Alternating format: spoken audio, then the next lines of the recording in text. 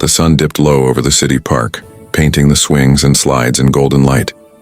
Ethan Cole, a self-made millionaire, sat on a bench watching his 6-year-old daughter Lila play. To anyone passing by, he looked like the perfect father, tall, neatly dressed, calm. But inside, Ethan was hollow.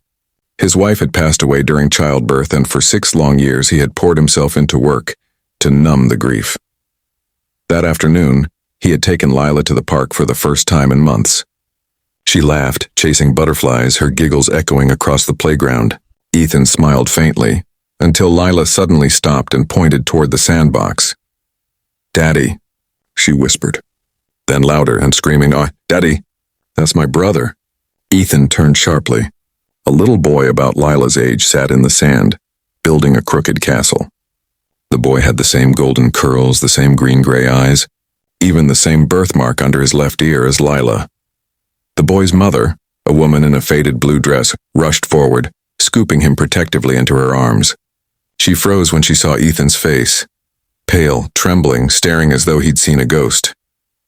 "I'm sorry, sir," the woman said quickly, clutching her son. "He didn't mean to." Ethan's voice cracked. What's his name?" The woman hesitated. "Noah."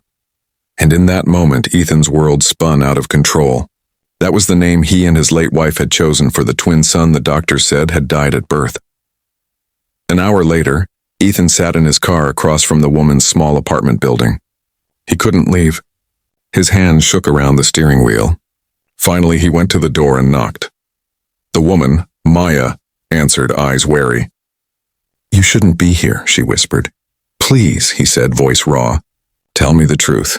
She bit her lip, tears forming. "I worked at the hospital 6 years ago. I was a nurse in the maternity ward. That night, there was a mix-up during the evacuation after a fire alarm.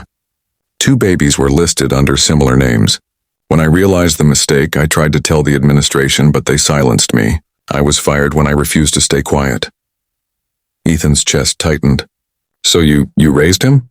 "I couldn't leave him there," she said, her voice trembling. "He was sick, weak, and no one wanted to take responsibility. I did what I thought was right." Ethan sank to his knees on her doorstep, tears streaming down his face. "My son," he whispered. "All these years." Inside, Noah peeked from behind his mother's leg. "Mommy, why is that man crying?" Maya knelt beside the boy. "Because he just found something very precious, sweetheart." Ethan looked up, eyes wet but shining. Can I hold him?" Maya hesitated, then nodded slowly. When Noah stepped forward and Ethan gathered him into his trembling arms, Lila came running from the car, shouting, "Daddy! You found him!" The boy looked confused but smiled when Lila hugged him tightly. Ethan held both children, one on each arm, and for the first time since his wife's death, he wept openly.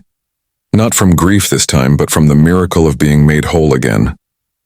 Outside, the evening sky turned pink and gold, the same colors that once lit his wedding day. And as Maya stood quietly beside them, Ethan looked at her with gratitude deeper than words. "You gave me my family back," he said softly. "Now let me give you one too."